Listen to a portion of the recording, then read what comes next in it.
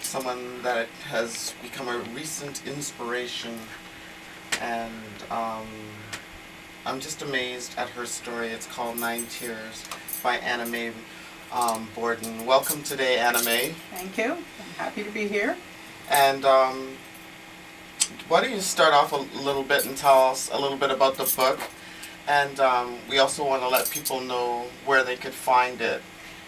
Okay, maybe I'll start with that. If Okay. you go onto Google and you put in my name, Anna Mae Borden, and by 9 Tears or 9 Tears, either way, it'll pop up, and it tells you where to get it on Amazon and any bookstore, and it's right across the world, actually, everywhere.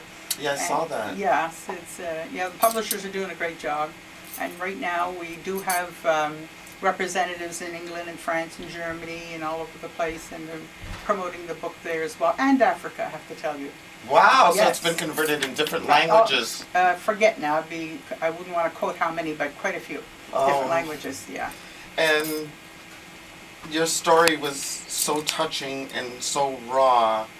The images, the story itself is quite phenomenal that someone actually lived, survived.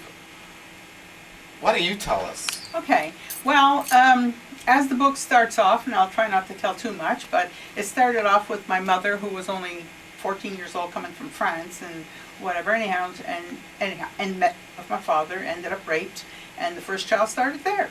So it ended up there was 9 of us, and 3 of them were literally kicked out of her. They all died.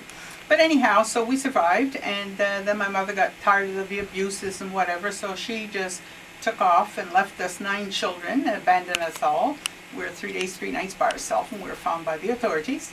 And finally, my father reappeared, and the end result with him is he took my 2 sisters, 1 older than me, 1 younger than me, and put them in with his friends, made sure they were safe, and took me and put me out in the woods with in an abandoned house. And so I was out there for 8 months, and he came out twice, one with my sisters and one alone, and never did come back. How old were you? I was 10, going on 11.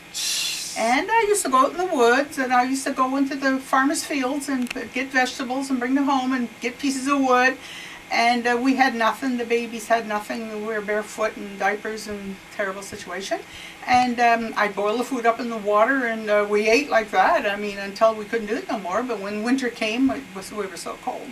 So, but the thing that carried me through is every night, as you'll see, there's a video tram made of me on the Google. Yes. And it shows this little girl looking out of the window, which I did, the story tells you. Every night I looked out the window and I would pray, and I'd say, oh God, what am I going to do? I don't know what to do. And I didn't know what to do, but the next day I had a 9-month-old baby, a 1.5 years, 2.5, 3.5, 4.5, 5.5, 6.5, 7.5 kids below me. And I had to do something, so God just took my hand, and I did what I had to do to feed them. And every day I would wash the clothes in a great big pail and threw them out on the bushes to dry and that sort of thing. Oh, wow. And we had an outhouse, and we had a pump and all those sort of things. And that came instinctively because you were raised in the city, right? Yes, but you learn quick when you don't know what to do, and I didn't know, but God held my hand, and Amen. He carried me right through. At 10 years old, what do you know? But I had God. I can't imagine the impact on someone with that type of responsibility. Well, Because, most 10 years old, I know for myself at 10 years old, I was the oldest. So I had 3 brothers and sisters that was required of me, and I thought that was daunting. But it was basically picking them up after school. Right. And that's when I started to learn to cook. Yeah.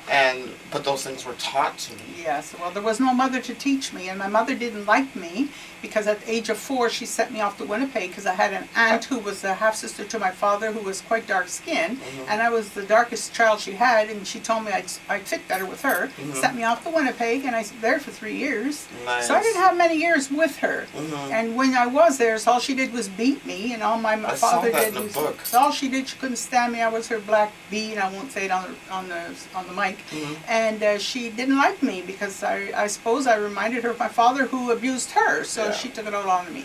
But anyhow, so when I had to come back at 7 years old, mind you, it was no fun. And but I survived, and Mhm. all the way through. And that's the way it seemed like a way of life for me. I didn't know that people